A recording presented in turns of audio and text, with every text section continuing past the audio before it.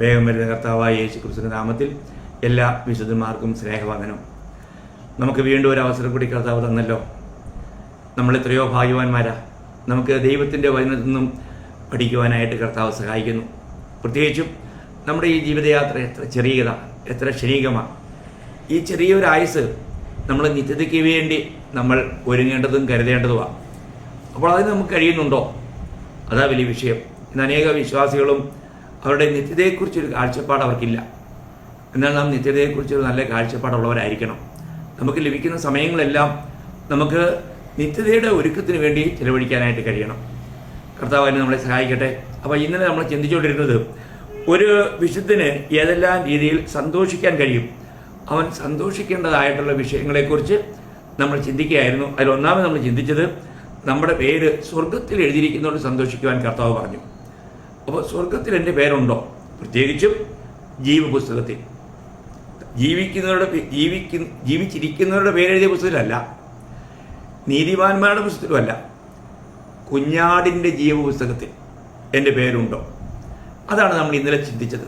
നിങ്ങളത് ഗ്രഹിച്ച് കാണുമെന്ന് ഞാൻ വിശ്വസിക്കുക. ഇന്ന് ഞാൻ നിങ്ങളോട് പറയാൻ പോകുന്നത് നമ്മൾ സന്തോഷിക്കേണ്ട രണ്ടാമത്തെ വിഷയം. അത് കർത്താവിൻ്റെ നാമത്തിന് വേണ്ടി, സുവിശേഷത്തിന് വേണ്ടി നാം കഷ്ടങ്ങൾ സഹിക്കുമ്പോൾ അതിൽ നമുക്ക് സന്തോഷിക്കാൻ കഴിയണം. അതൊരു ഭക്തനെ സംബന്ധിച്ചിടത്തോളം അത് ഭയങ്കര സന്തോഷമാണെന്നാണ് തിരുവചനം പറയുന്നത്. അല്ലെങ്കിൽ നാം സന്തോഷിക്കേണ്ടവർ തന്നെയാണെന്ന വചനം പറയുന്നത്. ഞാൻ അതിന് ആധാരമായിട്ട് 1 പത്രോസ് 4-ാം അധ്യായം അതിൻ്റെ 12, 13, 14 വാക്യം വായിക്കാം. പ്രിയമുള്ളവരെ, നിങ്ങൾക്ക് പരീക്ഷയ്ക്കായി സംഭവിച്ചിരിക്കുന്ന അഗ്നിശോധനയെങ്കിൽ ഒരു അപൂർവ കാര്യം നിങ്ങൾക്ക് വന്നുകൂടി എന്ന് വെച്ച് അതിശയിച്ചു പോകരുത്. ക്രിസ്തുവിൻ്റെ കഷ്ടങ്ങൾക്ക് പങ്കുള്ളവരാകും തോറും സന്തോഷിച്ചുകൊള്ളുവിൻ. അങ്ങനെ നിങ്ങൾ അവൻ്റെ തേജസ്സിൻ്റെ പ്രത്യക്ഷത്തിൽ ഉല്ലസിച്ച് ആനന്ദിപ്പാൻ ഇടവരും. ക്രിസ്തുവിൻ്റെ നാമം ഹേതുവായി നിന്ന സഹിക്കേണ്ടി വന്നാൽ നിങ്ങൾ ഭാഗ്യവാന്മാർ. മഹത്വത്തിൻ്റെ ആത്മാവായ ദൈവാത്മാവ് നിങ്ങളുടെ മേൽ ആവസിക്കുന്നുവല്ലോ. അപ്പോൾ ഇവിടെ എല്ലാം നമ്മൾ പഠിക്കുന്ന ഒരു കാര്യം, നമ്മൾ ക്രിസ്തുവിൻ്റെ കഷ്ടങ്ങൾക്ക് പങ്കുള്ളവരായി തീരുക എന്നുള്ളതാണ്. ക്രിസ്തുവിൻ്റെ കഷ്ടങ്ങൾക്ക് പങ്കുള്ളവരായി തീരുക. അപ്പോൾ ക്രിസ്തുവിൻ്റെ കഷ്ടങ്ങൾക്ക് പങ്കുള്ളവരായി തോറും നമ്മൾ സന്തോഷിക്കാനാണ് പറഞ്ഞത്. എത്ര വിലപ്പെട്ട കാര്യമാണ്. ക്രിസ്തുവിൻ്റെ കഷ്ടങ്ങൾക്ക് പങ്കുള്ളവരാകും തോറും നമ്മൾ സന്തോഷിക്കണം. വളരെ വിലപ്പെട്ട കാര്യമാണ്. നമുക്ക് കർത്താവിൻ്റെ കഷ്ടങ്ങളിൽ നമുക്ക് സന്തോഷിക്കാൻ കഴിയുമോ? യഥാർത്ഥത്തിൽ നമുക്ക് അതിന് കഴിയുന്നുണ്ടോ? അല്ലെ, ഇന്ന് പലപ്പോഴും പലരും വിശ്വസിക്കുന്നതും അവർ മറ്റുള്ളവരെ വിളിക്കുന്നതുമൊക്കെ, നിങ്ങൾ കർത്താവിൽ വിശ്വസിച്ച് കഴിഞ്ഞാൽ പിന്നെ നിങ്ങൾക്ക് യാതൊരു കഷ്ടവും ഉണ്ടായില്ല, നിങ്ങൾക്ക് യാതൊരു ദുഃഖവും ഉണ്ടായില്ല എന്നൊക്കെ പറഞ്ഞാൽ അങ്ങനെയാണോ പ്രിയമുള്ളവരെ? ഒരിക്കലും അങ്ങനെയല്ല. കാരണം കർത്താവ് തന്നെ യോഹന്നാൻ 16:33 പറഞ്ഞു, നിങ്ങൾക്ക് ലോകത്തിൽ കഷ്ടമുണ്ട്, ഞാൻ ലോകത്തെ ജയിച്ചിരിക്കുന്നു. അപ്പോൾ ലോകത്തെ ജയിച്ച ജയാളിയായ ഒരു കർത്താവ് നമുക്കുണ്ട്. അതുകൊണ്ട് നമുക്ക് കഷ്ടമില്ലെന്നല്ല, കഷ്ടമുണ്ടെന്ന് തന്നെയാണ് കർത്താവ് പറഞ്ഞത്. മാത്രമല്ല, നമ്മുടെ വിളിയുടെ പിന്നിലുള്ള ദൈവോദ്ദേശം എന്തുവാ? നമ്മൾ അതേ 1 പത്രോസ് 2:21 വായിക്കുന്നത് എന്തുവാ? അതിനായിട്ടല്ലോ നിങ്ങളെ വിളിച്ചിരിക്കുന്നത്. ക്രിസ്തുവും നിങ്ങൾക്ക് വേണ്ടി കഷ്ടം അനുഭവിച്ച് നിങ്ങൾ അവൻ്റെ കാൽച്ചുവട് പിന്തുടരുവാൻ ഒരു മാതൃക വെച്ചിട്ട് പോയിരിക്കുന്നു.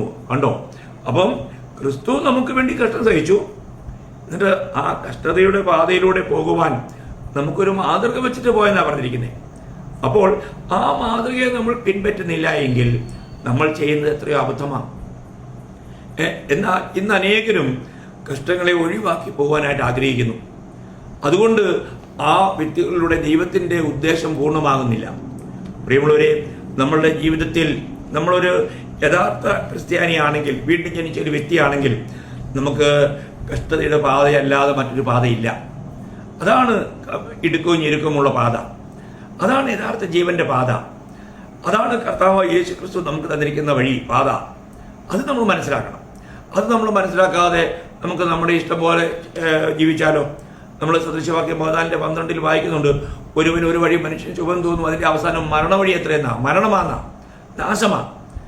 അതല്ല പ്രിയമുള്ളവരെ, നമ്മളെക്കുറിച്ച് ദൈവം ആഗ്രഹിക്കുന്നത് ഈ കഷ്ടം എന്നുള്ളത് കർത്താവിൻ്റെ നാമത്തിന് വേണ്ടി, സുവിശേഷത്തിന് വേണ്ടി കഷ്ടം എന്നുള്ളത് അതൊരു വലിയ ഭാഗ്യപദവിയാണ്. അതേ കാര്യമല്ലേ 1 പത്രോസ് 4:1 പത്രോസ് പറയുന്നേ, ക്രിസ്തു ജഡത്തിൽ കഷ്ടം അനുഭവിച്ചത് കൊണ്ട് നിങ്ങളും ആ ഭാവം തന്നെ ആയുധമായി ധരിപ്പിൻ. കൽപ്പനയാണ്. ആ ഭാവം തന്നെ ആയുധമായിട്ട് ധരിക്കണം.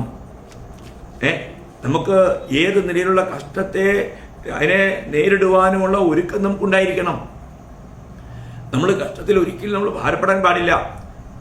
പൗലോസ്ലീഹ തിമോത്തിയോസിനെ വിളിക്കുമ്പോൾ തിമോത്തിയോസിനോട് പറയുന്ന ഒരു കാര്യം 2 തിമോത്തി 2:3 ക്രിസ്തു യേശുവിന്റെ നല്ല ഭടനായി നീയും എന്നോട് കൂടെ കഷ്ടം സഹിക്കുക. കണ്ടോ, ക്രിസ്തു യേശുവിന്റെ നല്ല ഭടനായി നീയും എന്നോട് കൂടെ. ഞാനൊരു ഭടനാണ്, ഞാൻ കർത്താവിന് വേണ്ടി കഷ്ടം സഹിച്ചുകൊണ്ടിരിക്കുന്നു, നീയും എന്നോട് കൂടെ കഷ്ടം സഹിക്കുക എന്നാ പറയുന്നത്. അയ്യോ, ഇന്ന് നമ്മൾ മറ്റുള്ളവരെ ഇങ്ങനെയൊക്കെ വിളിച്ചാൽ ആരും വരത്തില്ല. ആൾക്കാർ വരുന്നത് എന്തിനാ? തിന്നാനും കുടിക്കാനോ ആശ്വസിക്കുവാനും സന്തോഷിക്കാനും ഒക്കെയാണ്. ചിലർ പഠിപ്പിക്കുന്നത് തന്നെ അങ്ങനെയാണ്. നമുക്കിനി ഒരു കഷ്ടം എടുക്കണ്ട, നമ്മൾ വിശ്രമത്തിലാണ്, നമുക്ക് ഒന്നും വേണ്ടെന്നൊക്കെയാണ്. പ്രിയമുള്ളവരെ, അതൊരു തെറ്റായ സുവിശേഷമാണ്. അത് യഥാർത്ഥത്തിൽ കർത്താവ് നമുക്ക് തന്ന സുവിശേഷത്തിന്റെ ഭാഗമല്ല. അതുകൊണ്ട് തന്നെ എത്രയോ പേർ വഞ്ചിക്കപ്പെടുന്നു. നമ്മൾ അങ്ങനെയുള്ള കാര്യങ്ങളിലൊക്കെ അതുകൊണ്ട് തന്നെ അങ്ങനെയുള്ളവരെ കുറിച്ച് ദൈവം ദുഃഖിക്കുന്നു. നമ്മൾ അതേ 2 തിമോത്തി 1:8 വായിക്കുമ്പോഴത്തേക്കും നമ്മൾ വായിക്കുന്നത്, അതുകൊണ്ട് നമുക്ക് കർത്താവിന്റെ സാക്ഷ്യത്തെയും അവന്റെ ബദ്ധനായ എന്നെയും കുറിച്ച് ലജ്ജിക്കാതെ സുവിശേഷത്തിനായി ദൈവശക്തിക്ക് ഒത്തവണ്ണം നീയും എന്നോട് കൂടെ കഷ്ടം സഹിക്കുക. സുവിശേഷത്തിനായി നീയും എന്നോട് കൂടെ കഷ്ടം സഹിക്കുക. എത്ര വളരെ വിലപ്പെട്ടൊരു കാര്യമാണ്. പ്രിയ ദൈവമക്കളെ, നമ്മളൊരു കാര്യം മനസ്സിലാക്കണം. ദൈവശക്തിക്കൊത്തവണ്ണം സുവിശേഷത്തിനായി കഷ്ടം സഹിക്കുവാൻ ഇന്ന് നമ്മൾ തയ്യാറുണ്ടോ? കഷ്ടങ്ങളും നിന്ദകളൊക്കെ വരുമ്പോൾ നമ്മുടെ അനുഭവം എന്താ?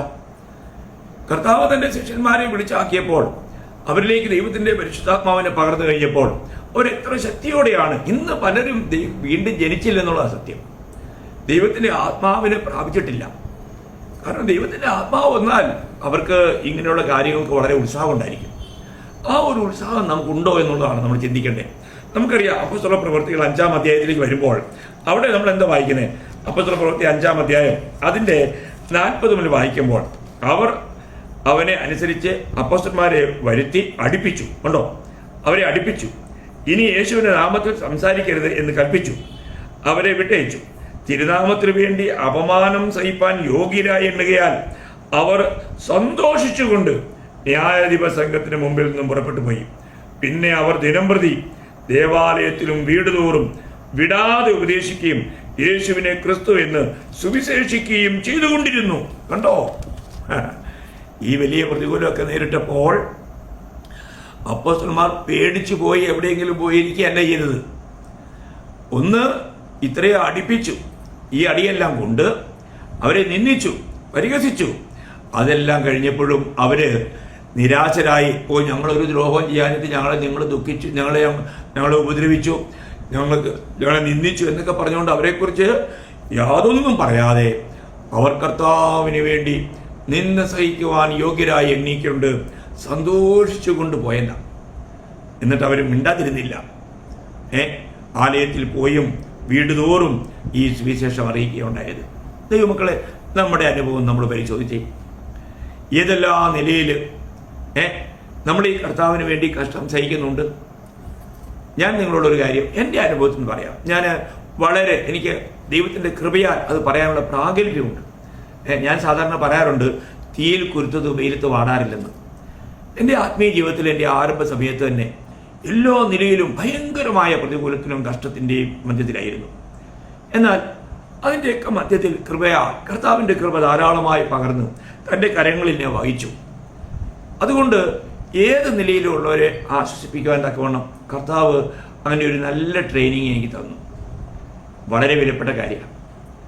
അപ്പോൾ നമ്മുടെ ജീവിതത്തിൽ നമ്മളെ കർത്താവിന് ഉപയോഗിക്കാൻ കഴിയണമെങ്കിൽ നിശ്ചയമായും ദൈവം അവരെ അനേക കഷ്ടങ്ങളിലൂടെ കടത്തിവിടും. നമുക്കറിയാം, പൗലോസ്ലീഹ ഇത്രയും ശ്രേഷ്ഠമായ രീതിയിൽ കർത്താവിന് ഉപയോഗിക്കാൻ കഴിഞ്ഞത് താൻ അനേക കഷ്ടങ്ങളിലൂടെ കടന്നു പോയത് കൊണ്ടാണ്. അങ്ങനെയുള്ള കഷ്ടങ്ങളിലൂടെ കടന്നുപോയ ഒരു വ്യക്തിക്ക് മാത്രമേ കഷ്ടങ്ങളിലായിരിക്കുന്നവരെ ആശ്വസിപ്പിക്കാൻ കഴിയൂ. നമ്മൾ വളരെ വിലപ്പെട്ട ഒരു കാര്യം പൗലോസ്ലീഹ 2 കൊരിന്ത്യർ 1-ാം അധ്യായം 4 മുതൽ 7 വരെയുള്ള വാക്യങ്ങളിൽ പറയുന്നുണ്ട്. ഞാൻ വായിച്ച് കേൾപ്പിക്കാം. ദൈവം ഞങ്ങളെ ആശ്വസിപ്പിക്കുന്ന ആശ്വാസം കൊണ്ട് ഞങ്ങൾ യാതൊരു കഷ്ടത്തിലുള്ളവരെ ആശ്വസിപ്പാൻ ശക്തരാകേണ്ടതിന് ഞങ്ങൾക്കുള്ള കഷ്ടത്തിലൊക്കെയും അവൻ ഞങ്ങളെ ആശ്വസിപ്പിക്കുന്നു. ഇത് വളരെ വിലപ്പെട്ട കാര്യങ്ങളാണ്. പ്രിയമുള്ളവരെ, ഒരു വ്യക്തിയെ ദൈവം ഉപയോഗിക്കുവാൻ ആഗ്രഹിക്കുന്നുവെങ്കിൽ നിശ്ചയമായിട്ടും അവർക്ക് ഈ കഷ്ടതയുടെ പാതയിലൂടെ തന്നെ ദൈവം നടത്തും. മാത്രമല്ല, അങ്ങനെ നടത്തിയെങ്കിൽ മാത്രമേ അവർക്ക് കർത്താവിന് വേണ്ടി പ്രയോജനമുള്ളവരായി തീരാൻ കഴിയൂ. മാത്രമല്ല, ക്രിസ്തുവിൽ വിശ്വസിച്ച് കഴിയുമ്പോൾ കർത്താവിന് വേണ്ടി കഷ്ടം സഹിക്കുന്നതിൻ്റെ നേട്ടങ്ങളെക്കുറിച്ചുള്ള ഒരു നല്ല പ്രകാശനം നമുക്ക് ലഭിക്കേണ്ടത് ആവശ്യമാണ്. അത് സഭ വിശ്വാസികളെ പഠിപ്പിക്കേണ്ടത് ആവശ്യമാണെന്നാണ് ഞാൻ പറയുന്നത്. ഇന്ന് പലപ്പോഴും കർത്താവിൻ്റെ ഉപദേശങ്ങൾ പോലും അതൊക്കെ യഹൂദന് വേണ്ടിയാന്നൊക്കെ പറഞ്ഞ് മാറ്റി വെച്ചുകൊണ്ട് സഭയെ പഠിപ്പിക്കാത്ത ഒരു കൂട്ടമുണ്ട്. പ്രിയമുള്ളവരെ, ഇതൊക്കെ എന്തെല്ലാം കാര്യങ്ങളാണ്. ക്രിസ്തുവിൻ്റെ ഉപദേശത്തിൽ നിലനിൽക്കാതെ അതിൽ കടന്നു പോകുന്ന ഒരുത്തിനും ദൈവമില്ലെന്നാണ് യോഹന്നാൻ 2 യോഹന്നാൻ 9 മുതൽ 11 വരെ വായിക്കുന്നത്. അങ്ങനെയുള്ളവരോടുള്ള സംഭാഷണം ഇന്ന് നമുക്കറിയാമല്ലോ. ഇന്ന് നമുക്ക് ഈ മൊബൈലിലേക്ക് കിട്ടുന്ന അധിക പങ്ക് എന്തുവാ? വിഷം. ഈ വിഷം കഴിച്ച് ജനങ്ങൾ വാസ്തവത്തിൽ നഷ്ടപ്പെട്ടുകൊണ്ടിരിക്കുക. സത്യവചനം കൈക്കൊള്ളാൻ എത്ര പേർക്ക് മനസ്സുണ്ട്? സത്യം ഗ്രഹിച്ചാൽ അതിനെ ഫോളോ ചെയ്യുവാൻ എത്ര പേർക്ക് ഒരുക്കമുണ്ട്? പ്രിയമുള്ളവരെ, നിശ്ചയമായിട്ടും നമ്മൾ വിശ്വാസ ജീവിതത്തിൽ വില കൊടുക്കുവാൻ തയ്യാറാകണം. കർത്താവ് പഠിപ്പിച്ചപ്പോൾ കർത്താവ് ഇതൊക്കെ ഒരുപാട് ഡീറ്റെയിൽ ആയിട്ട് വായിക്കാൻ പോയാൽ ഞാൻ അതിൻ്റെ ജസ്റ്റ് 4-ാം വാക്യം മാത്രമേ വായിച്ചുള്ളൂ. ദൈവം ഞങ്ങളെ ആശ്വസിപ്പിക്കുന്ന ആശ്വാസം കൊണ്ട് ഞങ്ങൾ യാതൊരു കഷ്ടത്തിലുള്ളവരെ ആശ്വസിപ്പാൻ ശക്തരാകേണ്ടത് ഞങ്ങൾക്ക് കഷ്ടത്തിൽ ഒക്കെയും അവൻ ഞങ്ങളെ ആശ്വസിപ്പിക്കുന്നു. 5-ാം വാക്യം, ക്രിസ്തുവിൻ്റെ കഷ്ടങ്ങൾ ഞങ്ങളിൽ പെരുകുന്നത് പോലെ തന്നെ ക്രിസ്തുവിനാൽ ഞങ്ങളുടെ ആശ്വാസവും പെരുകുന്നു. ഞങ്ങൾ കഷ്ടം അനുഭവിക്കുന്നുവെങ്കിൽ അത് നിങ്ങളുടെ ആശ്വാസത്തിനും രക്ഷയ്ക്കുമാകുന്നു. ഞങ്ങൾക്ക് ആശ്വാസം വരുന്നുവെങ്കിൽ അത് ഞങ്ങൾ സഹിക്കുന്ന കഷ്ടങ്ങൾ തന്നെ നിങ്ങളും സഹിക്കുന്നതിൽ നിങ്ങളുടെ ആശ്വാസത്തിനായി ഫലിക്കുന്നു. എന്തെല്ലാം ആഴമായ പ്രയോഗങ്ങളാണ്. അപ്പോൾ കർത്താവ് നമുക്കറിയാം, ഒരുപോലെ പ്രഭാഷണം എന്ന ഗിരിപ്രഭാഷണത്തിൽ കർത്താവ് പറഞ്ഞത് നിങ്ങൾക്ക് ഓർമ്മയുണ്ടാവും. അതിൻ്റെ 5-ാം അധ്യായം അതിൻ്റെ 11-12 വാക്യം ഞാൻ വായിക്കാം. എൻ്റെ നിമിത്തം നിങ്ങളെ പഴിക്കുകയും ഉപദ്രവിക്കുകയും നിങ്ങളെ കൊണ്ട് എല്ലാ തിന്മയും കളവായി പറയുകയും ചെയ്യുമ്പോൾ നിങ്ങൾ ഭാഗ്യവാന്മാർ. സ്വർഗത്തിൽ നിങ്ങളുടെ പ്രതിഫലം വലുതാകൊണ്ട് സന്തോഷിച്ചുല്ലസിപ്പീൻ. കണ്ടോ എൻ്റെ പ്രിയമുള്ളവരെ, നിങ്ങൾ ഈ വാക്യങ്ങൾ ഓർക്കുന്നുണ്ടോ? ഇത് നമ്മുടെ ജീവിതത്തിൽ പ്രോത്സാഹനം നമുക്ക് തരുന്നുണ്ടോ? കർത്താവായ യേശു ക്രിസ്തുവിൻ്റെ നാമം എടുക്കുമ്പോൾ എന്തുമാത്രം പ്രതികൂലങ്ങളാണ് പ്രിയമുള്ളവരെ. ഏതെല്ലാം നിലയിലാണ് ജനങ്ങൾ നമ്മളെ പഹിക്കുന്നത്, നമുക്ക് ഉപദ്രവങ്ങൾ ചെയ്യുന്നത്, നമുക്ക് കഷ്ടങ്ങൾ വരുത്തുന്നത്, നമുക്ക് നഷ്ടങ്ങൾ വരുത്തുന്നത്, നമുക്ക് ലഭിക്കേണ്ട അനേക നന്മകളെ എന്തു ചെയ്യും? അവര് നഷ്ടപ്പെടുത്തുവാൻ, ഇല്ലായ്മ ചെയ്യുവാൻ ശ്രമിക്കും. അത് ശരിയല്ലേ? യഥാർത്ഥ ഭക്തന് അതൊന്നൊരു വിഷയമല്ല. അവൻ അവിടെയും സന്തോഷിക്കും. കാരണം അവൻ യഥാർത്ഥത്തിൽ നഷ്ടപ്പെടുകയല്ല, ആ നഷ്ടപ്പെടുന്നതെല്ലാം മറ്റു രീതിയിൽ നേട്ടങ്ങളായി മാറുകയാണ്. എവിടെ? നിത്യതയ്ക്ക് വേണ്ടി. ഞാനൊരു വാക്യം, എബ്രായ ലേഖനം 10-ാം അധ്യായം 34-ാം വാക്യം ഞാൻ വായിച്ച് കേൾപ്പിക്കാം.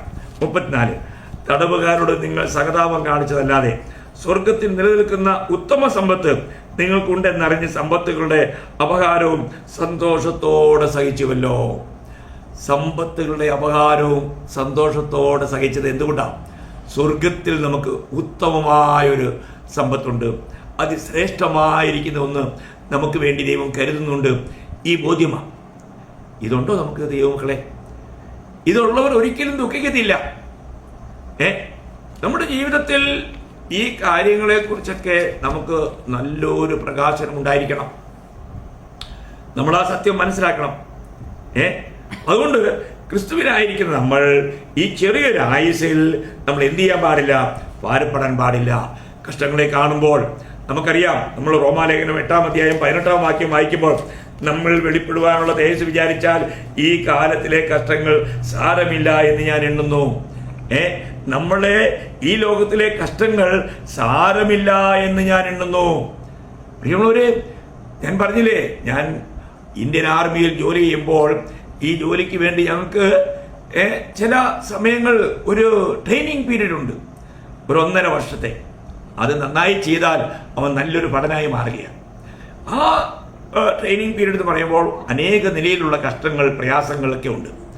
എന്നാൽ അതിനുശേഷം ലഭിക്കുന്ന നന്മകളെക്കുറിച്ച് ചിന്തിക്കുമ്പോൾ ഈ കാര്യങ്ങളെ വലുതായി കാണാറില്ല. അതിനെക്കുറിച്ചൊരു കാഴ്ചപ്പാടില്ലാത്തവർ ട്രെയിനിങ് പീരീഡിൽ തന്നെ ഒളിച്ചോടി പോകും. അങ്ങനെ പോയിട്ടുണ്ട് അനേകർ. നമ്മൾ മനസ്സിലാക്കണം, നമ്മൾ ഇന്ന് ഈ ചെറിയൊരു കഷ്ടത, ഈ ചെറിയൊരു ആയുസ് നമുക്ക് നിത്യതയ്ക്ക് വേണ്ടിയുള്ള പ്രതിഫലത്തിന് വേണ്ടിയാണ്, നിത്യതയ്ക്ക് വേണ്ടിയുള്ള ഒരുക്കങ്ങളാണെന്നുള്ള കാര്യത്തെക്കുറിച്ചൊരു ബോധ്യം രക്ഷിക്കപ്പെട്ട എല്ലാ ദൈവമക്കൾക്കും ഉണ്ടായിരിക്കണം. കാരണം അതിനെക്കുറിച്ച് നമ്മുടെ നിത്യതയുടെ മുമ്പിൽ നമ്മുടെ ഈ ചെറിയൊരു ആയുസ്, നിങ്ങൾ ഈ ലോകത്തിൽ 1000 വർഷം ജീവിച്ചെന്ന് പറഞ്ഞാൽ പോലും നിത്യതയുടെ മുമ്പിൽ അതൊന്നുമില്ല, ഒരു ഡോട്ട് പോലും ഇല്ല. അങ്ങനെയാണ് പിന്നെ നമുക്ക് എത്ര ആയുസ്? 60, 70, 80. ഇന്നത്തെ കാലം വളരെ ചുരുങ്ങിയ കാലമാണ്. അപ്പൊ അങ്ങനെയാണെങ്കിൽ ഇവിടെ പൗലോസ് പറയുന്നത് 2 കൊരിന്ത്യർ 4-ാം അധ്യായം അതിന്റെ 17-ാം വാക്യം, നൊടുനേരത്തേക്കുള്ള ഞങ്ങളുടെ ലഘുവായ കഷ്ടം അത്യന്തം അനവധിയായി തേജസ്സിന്റെ നിത്യഘനം ഞങ്ങൾക്ക് കിട്ടുവാൻ ഹേതുവാകുന്നു. തേജസ്സിന്റെ നിത്യഘനം നോക്കുക. നമ്മളെ ദൈവം സുവിശേഷത്താൽ വിളിച്ചപ്പോൾ എന്തിനു വേണ്ടി വിളിച്ചെന്നാ? 2 തെസ്സലോനിക്കർ 2-ാം അധ്യായം അതിന്റെ 14-ാം വാക്യം, നമ്മുടെ കർത്താവായ യേശുവിന്റെ മഹത്വം പ്രാപിപ്പാനല്ലോ അവൻ ഞങ്ങളുടെ സുവിശേഷ ഘോഷണത്താൽ നിങ്ങളെ രക്ഷയ്ക്ക് വിളിച്ചത്. അവിടെ മഹത്വം തേജസ് എന്നാ വരണ്ടേ. അവിടുത്തെ തേജസ് പ്രാപിക്കാൻ വേണ്ടിയിട്ടാണ്. പരിഭാഷയിൽ ചില വ്യത്യാസങ്ങളുണ്ട്. അപ്പോൾ നമ്മൾ ഒരു കാര്യം മനസ്സിലാക്കുക പ്രിയമുള്ളവരെ, നമ്മൾ ദൈവത്തിന്റെ ആ തേജസ് പ്രാപിക്കുവാൻ വിളിക്കപ്പെട്ടവരാണ്. പക്ഷെ അതിന് എന്ത് വേണം?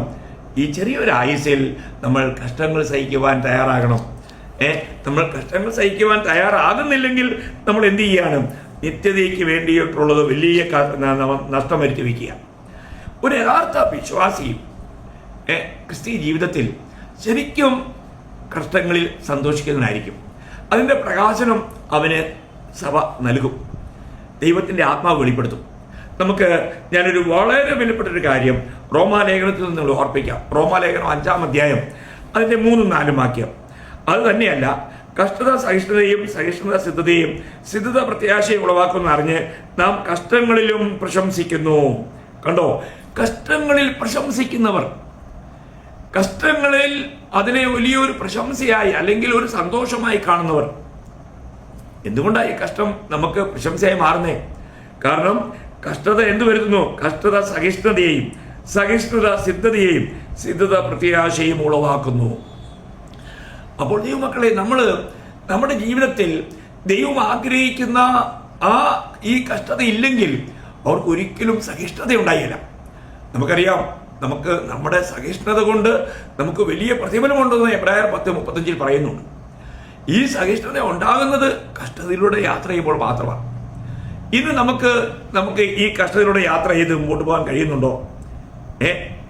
നമ്മുടെ ജീവിതത്തിൽ കഷ്ടത നമ്മളിൽ ഒരു രീതിയിൽ പറഞ്ഞു കഴിഞ്ഞാൽ നമ്മൾ തികഞ്ഞവരാക്കി മാറ്റുക. ഈ കഷ്ടത്തിലൂടെ പോകുന്ന ഒരു ഭക്തൻ മാത്രമേ യഥാർത്ഥത്തിൽ ആശയുള്ളൂ. ഇത് അനേക വിശുദ്ധന്മാർക്കും കർത്താവ് വന്നാൽ പോകുന്നുള്ള ഒരു പ്രത്യാശയൊന്നുമില്ല. അനേകരെയും വ്യക്തിപരമായി സംസാരിക്കുമ്പോൾ ഞാൻ ചിലരോട് ചോദിക്കുമ്പോൾ അവർക്ക് കർത്താവിൻ്റെ വരവിൽ എടുക്കപ്പെടുമെന്നുള്ളൊരു പ്രത്യാശ പോലും നഷ്ടപ്പെട്ടുകൊണ്ടിരിക്കുക. കാരണം അവർ ഈ കഷ്ടതയൊക്കെ ഒഴിവാക്കി അവർക്ക് അവരുടേതായ വഴികളിലൂടെ അവർ യാത്ര ചെയ്യുന്നു. നമ്മളൊരു കാര്യം മനസ്സിലാക്കണം, നമുക്ക് വേണ്ടി ദൈവം ഒരുക്കിയിരിക്കുന്ന ഇടുക്കവും ഞെരുക്കവുമുള്ള ജീവന്റെ പാത ഒരിക്കലും വിട്ടുകളയരുത് പ്രിയമുള്ളവരെ. നമുക്ക് കഷ്ടങ്ങളിൽ സന്തോഷിക്കാൻ കഴിയുന്നുണ്ടോ? നമുക്ക് നമ്മുടെ ജീവിതത്തിൽ വരുന്ന ഏതൊരു കഷ്ടതയുടെയും പിന്നിൽ ദൈവത്തിന്റെ പരമമായ ഒരു ഉദ്ദേശമുണ്ട്. 1 പത്രോസിലെ പറയുന്നത്, നമ്മൾ 1 പത്രോസ് 1-ാം അധ്യായം അതിന്റെ 7-ാം വാക്യം, അഴിഞ്ഞു പോകുന്നതും തീയിൽ ശോധന കഴിക്കുന്നതുമായ പൊന്നിനേക്കാൾ നിങ്ങളുടെ വിശ്വാസത്തിന്റെ പരിശോധന വിലയേറിയത് എന്ന് യേശുക്രിസ്തുവിന്റെ പ്രത്യക്ഷതയിൽ പൂഴ്ചയ്ക്കും തേജസ്സിനും മാനത്തിനുമായി കാണുവാൻ അങ്ങനെ ഇടവരും. അപ്പോൾ നമ്മുടെ വിശ്വാസത്തിന്റെ പരിശോധന എന്ന് പറഞ്ഞാൽ വിശ്വാസത്തെ ദൈവം പരിശോധിക്കുന്നു. അതെങ്ങനെയാ? കഷ്ടത്തിലൂടെയാ. പൊന്ന് അത് വിലയേറിയതായി മാറുന്നത് തീയിലൂടെ കടന്നു പോകുമ്പോഴാണ്. അതിൻ്റെ അശുദ്ധിയെല്ലാം മാറി അത് വിലയുള്ളതായി മാറും. നമ്മുടെ ജീവിതത്തിൽ നമ്മൾ കഷ്ടങ്ങളിലൂടെ കടന്നു പോകുന്നില്ല എങ്കിൽ ദൈവത്തിന് നമ്മൾ വിലയേറിയവരായി മാറുന്നില്ല. ദൈവം നമ്മളെ അധികം വിലയേറിയവരാക്കി മാറ്റുന്ന ഒരു പദ്ധതിയാണ് ഈ കഷ്ടതയുടെ പാത എന്ന് നമുക്ക് കാണുവാനായിട്ട് കഴിയും. അപ്പോൾ എല്ലാ വിശുദ്ധന്മാരും വളരെ വ്യക്തമായും പഠിക്കേണ്ട, അറിയേണ്ട ഒരു കാര്യമാണ് ഈ കഷ്ടത എന്നുള്ളത്. ഈ കഷ്ടതയെക്കുറിച്ച് നമുക്കറിയാം. ഇസ്രായേൽ ജനങ്ങളെ ദൈവം ഈ 40 വർഷം മരുഭൂമിയിൽ നടത്തുമ്പോൾ ദൈവത്തിന്റെ ലക്ഷ്യം എന്തായിരുന്നു? ദൈവം ആരെയും മനഃപൂർവ്വം കഷ്ടപ്പെടുത്തിയതാണോ? അല്ല പ്രിയമുള്ളവരെ. അവിടെ ദൈവത്തിന്റെ ഉദ്ദേശത്തെക്കുറിച്ച് ആവർത്തന പുസ്തകം 8-ാം അധ്യായം 2-ാം വാക്യത്തിൽ 3 കാര്യം എടുത്തു പറയുന്നുണ്ട്. 1, നിന്റെ ദൈവമായ യഹോവ നിന്നെ താഴ്ത്തുവാൻ. 1, അവരുടെ ജീവിതത്തിൽ കഷ്ടത വരുത്തിയത് അവരെ താഴ്ത്തുവാൻ. 2, കൽപ്പനകളെ പ്രമാണിക്കുമോ ഇല്ലയോ എന്ന് നിന്നെ പരീക്ഷിച്ച് അപ്പോൾ നീ ദൈവത്തിന്റെ വചനം കൽപ്പന പ്രമാണിക്കുമോ എന്നറിയുവാൻ. 3, നിന്റെ ഹൃദയത്തിലിരിക്കുന്നത് അറിയുവാൻ. കണ്ടോ, 3 കാര്യമാണ്. അപ്പോൾ നിന്നെ താഴ്ത്തുവാൻ, നീ ദൈവത്തിന്റെ കൽപ്പന പ്രമാണിക്കുമോ എന്നറിയുവാൻ, പിന്നെ നിന്റെ ഹൃദയത്തിൽ എന്തൊക്കെയാണെന്നുള്ളത് അറിയുവാൻ. ദൈവത്തിന്റെ കാര്യത്തിൽ നിന്നല്ല, നീ തന്നെ ഒന്ന് മനസ്സിലാക്കുവാൻ. നിനക്ക് എന്തുമാത്രം ദൈവത്തോട് താല്പര്യമുണ്ട്. നമുക്കറിയാം, ചെറിയ ചെറിയ കഷ്ടങ്ങളിൽ പോലും എന്തിയെ കൂട്ടായ്മയ്ക്ക് വരാഞ്ഞ് ഇങ്ങനെ ഭയങ്കര ഞങ്ങൾക്ക് ഭയങ്കര കഷ്ടമായിരുന്നുള്ള അവരെ അവതരിപ്പിക്കാൻ ശ്രമിക്കുന്നത്. പ്രിയമുള്ളവരെ, കർത്താവ് നമുക്ക് വേണ്ടി സ്വർഗീയ മഹിമകളെ വെടിഞ്ഞ് ഈ താണ ലോകത്തിൽ വന്ന് ക്രൂശിൽ ഇത്ര ശാപമൃത്യു വരിച്ച കർത്താവിനോടാണോ നിങ്ങൾ എനിക്ക് കഷ്ടമാണെന്ന് നിസ്സാര കാര്യങ്ങൾ പറഞ്ഞുകൊണ്ട് ഒഴിവഴി പറയുന്നത് ന്യായമാണോ ദൈവമക്കളെ? എത്ര ലജ്ജാകരമാണ്. നമ്മൾ മനസ്സിലാക്കണം, നമുക്ക് ഇന്നത്തെ ഈ ചെറിയൊരു ആയുസിൽ നിത്യതയുടെ ശരിയായ ഒരു കാഴ്ചപ്പാട് ലഭിച്ചില്ല എങ്കിൽ നമ്മുടെ ഹൃദയദൃഷ്ടി പ്രകാശിക്കണം. പ്രിയമുള്ളവരെ, നമ്മളെ എങ്ങോട്ട് വിളിച്ചു, എന്തിനു വിളിച്ചു, നിത്യതയിലേക്കുള്ള കാര്യങ്ങളെ എനിക്ക് എങ്ങനെ പ്രാപിക്കുവാൻ കഴിയും എന്നുള്ളത് നമ്മൾ നന്നായി പഠിക്കണം. അത് നമ്മൾ മനസ്സിലാക്കിയില്ലെങ്കിലോ നിത്യത അന്ന് നമ്മൾ ദുഃഖിതരായി കഴിയേണ്ടി വരും. യഥാർത്ഥത്തിൽ നിങ്ങൾ രക്ഷിക്കപ്പെട്ടെങ്കിൽ നിത്യയുടെ കാഴ്ചപ്പാടിൽ കർത്താവിൻ്റെ മഹത്വത്തിനു വേണ്ടി ഏത് നിലയിലുള്ള കഷ്ടങ്ങൾ സഹിക്കുവാനും നമ്മൾ ഒരുങ്ങിയിരിക്കണം. അങ്ങനെയല്ല എങ്കിൽ നമുക്കറിയാമല്ലോ, ഇയ്യോബിന്റെ ജീവിതത്തിൽ ഇയ്യോബിനെ പോലെ കഷ്ടം സഹിച്ച ഒരു ഭക്തനെ നമുക്ക് ബൈബിളിലെങ്ങും കാണാൻ കഴിയില്ല. എന്നാൽ ഇയ്യോബ് തൻ്റെ ജീവിതത്തെക്കുറിച്ച് പറയുമ്പോൾ 23-ന്റെ 10-ാം വാക്യത്തിൽ വായിക്കുന്നത്, എന്നാൽ ഞാൻ നടക്കുന്ന വഴികൾ അവൻ അറിയുന്നു, എന്നെ ശോധന കഴിച്ചാൽ ഞാൻ പൊന്നുപോലെ പുറത്തു വരും. കണ്ടോ, ഞാൻ പൊന്നുപോലെ പുറത്തു വരും എന്ന് അയ്യോബ് പറയുന്നത്. പ്രിയമുള്ളവരെ, നമ്മളെ ഒന്ന് പരിശോധിച്ചാൽ, നമ്മുടെ ജീവിതത്തിലേക്ക് കഷ്ടങ്ങൾ അനുവദിച്ചാൽ നമ്മൾ എങ്ങനെയായിരിക്കും? നമ്മൾ കർത്താവിനെ വിട്ടുകളയും, അല്ലേ? അതല്ലേ എൻ്റെ സത്യം. നമുക്ക് കർത്താവിന് വേണ്ടെന്ന് പറയും, കർത്താവിൻ്റെ വഴി വിട്ടിട്ട് നമ്മുടെ വഴിയെ പോകും. എന്നാൽ ഇയ്യോബ് അങ്ങനെ ആയിരുന്നില്ല പ്രിയമുള്ളവരെ. ഒരു യഥാർത്ഥ ഭക്തൻ, യഥാർത്ഥമായും രക്ഷിക്കപ്പെട്ട ഒരു ദൈവത്തിലാണെങ്കിൽ അവൻ ഒരിക്കലും അങ്ങനെ ചെയ്യില്ല. അപ്പോൾ ഇന്ന് നമ്മൾ അങ്ങനെയൊക്കെ പറയുമ്പോൾ നമ്മൾ വാസ്തവത്തിൽ ദൈവത്തെ ദൂഷിക്കുകയാണ്, ദൈവനാമത്തെ ദൂഷിക്കുകയാണ്. പുതിയ നിയമത്തിലെ ഭക്തനായ പൗലോസ്ലീഹ തൻ്റെ ജീവിതത്തിൽ പറയുന്ന ആ കാര്യം വളരെ വിലപ്പെട്ടതാണ്. നമ്മൾ 2 കൊരിന്ത്യർ 12-ാം അധ്യായം അതിൻ്റെ 7 മുതൽ 10 വരെ വായിക്കുമ്പോഴത്തേക്കും ഞാൻ വായിക്കാം. വെളിപ്പാടുകളുടെ ആധിക്യത്താൽ ഞാൻ അതിയായി നിഗളിച്ചു പോകാതിരിപ്പാൻ എനിക്ക് ജഡത്തിൽ ഒരു ശൂലം തന്നിരിക്കുന്നു. ഞാൻ നിഗളിച്ചു പോകാതിരിക്കേണ്ടതിന് എന്നെ കുത്തുവാൻ സാത്താൻ്റെ ദൂതനെ തന്നെ. അത് എന്നെ വിട്ടു മാറേണ്ടതിന് ഞാൻ 3 വട്ടം കർത്താവിനോട് അപേക്ഷിച്ചു. അവൻ എന്നോട്, എൻ്റെ കൃപ നിനക്ക് മതി, എൻ്റെ ശക്തി ബലഹീനതയിൽ തികഞ്ഞു വരുന്നു എന്ന് പറഞ്ഞു. ആകയാൽ ക്രിസ്തുവിൻ്റെ ശക്തി എൻ്റെ മേൽ ആവസിക്കേണ്ടതിന് ഞാൻ അതിസന്തോഷത്തോടെ എൻ്റെ ബലഹീനതയിൽ പ്രശംസിക്കും. എന്താ പറയുന്നത്? അതിസന്തോഷത്തോടെ. താൻ ഇത്രയും പ്രതികൂലത്തിൻ്റെ മധ്യത്തിൽ നമ്മൾ ചിന്തിക്കണം പ്രിയമുള്ളവരെ, അസഹനീയ വേദനയിലാണ് താൻ കർത്താവിൻ്റെ വേല ചെയ്യുന്നത്.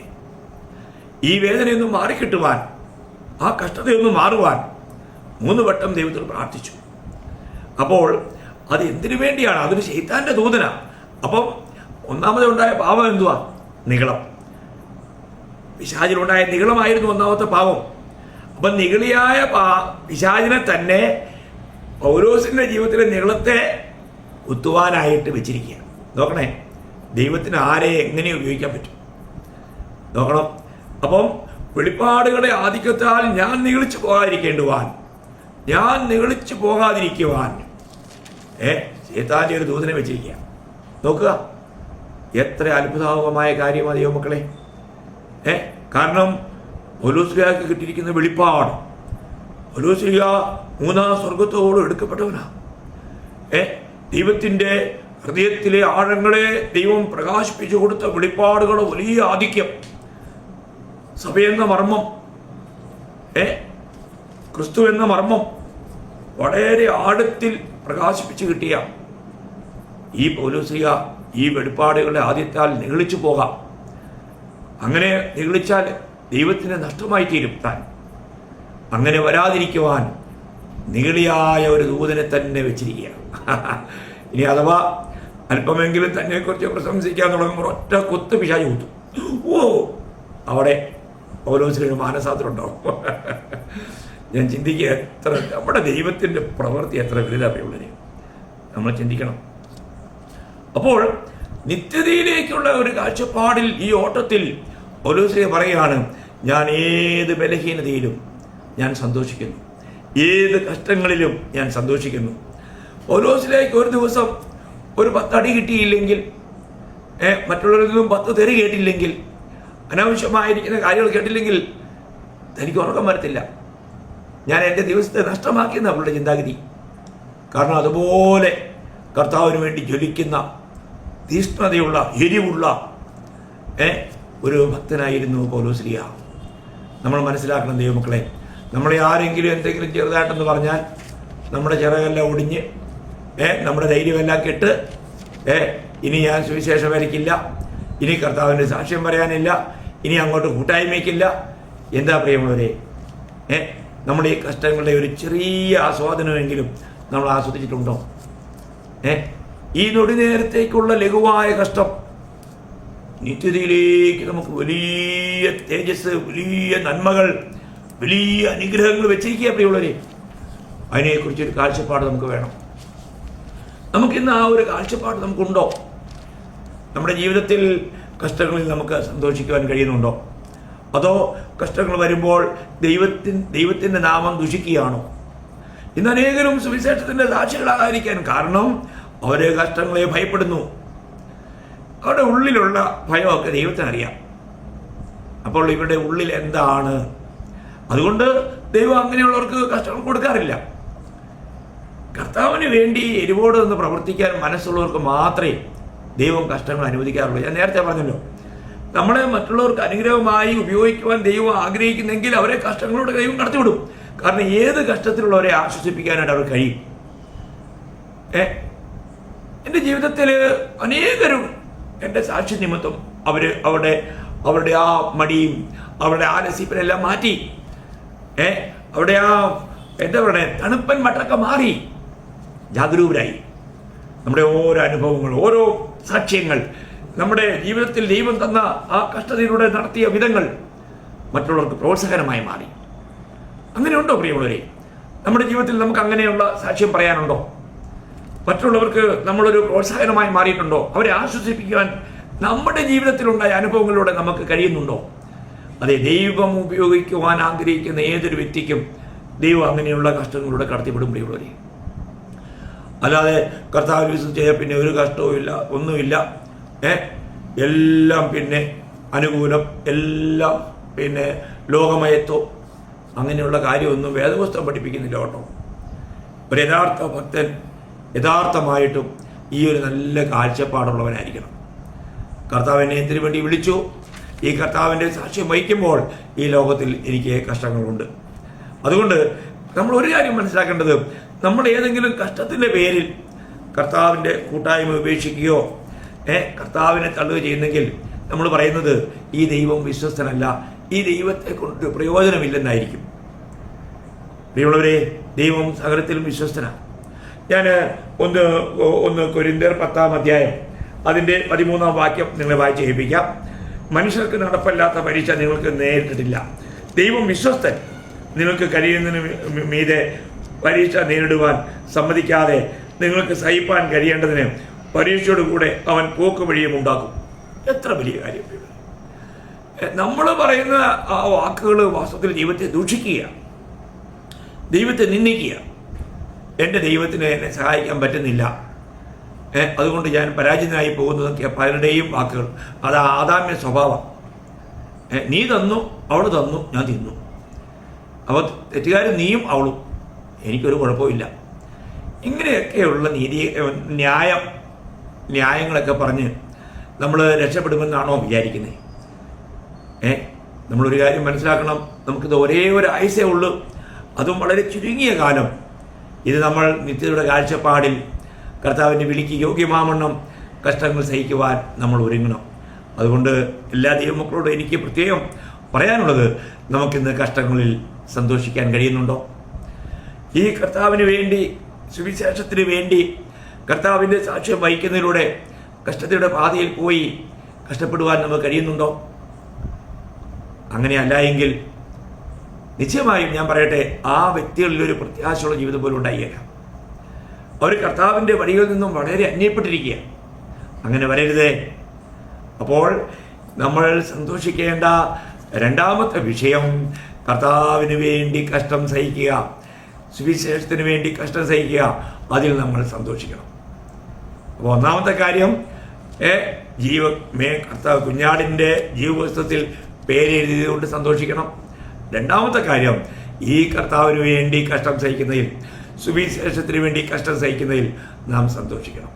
എത്ര അനുഗ്രഹിക്കേണ്ട കാര്യമാണ്. ഇനിയും അനേക സന്തോഷങ്ങളുണ്ട്. കർത്താവിനെ വെച്ചാൽ അടുത്ത ആഴ്ചയിൽ, വ്യാഴാഴ്ച നമുക്ക് വീണ്ടും സന്തോഷത്തിൻ്റെ മൂന്നാമത്തെ കാര്യം എന്താണെന്ന് ഞാൻ നിങ്ങളോട് പങ്കുവയ്ക്കാം. ദൈവമായ കർത്താവ് ഈ വചനങ്ങളാൽ നിങ്ങളെ ധാരാളമായി സഹായിക്കട്ടെ, അനുഗ്രഹിക്കട്ടെ. കർത്താവിന് മാത്രം ഉണ്ടാകട്ടെ. ആമേൻ.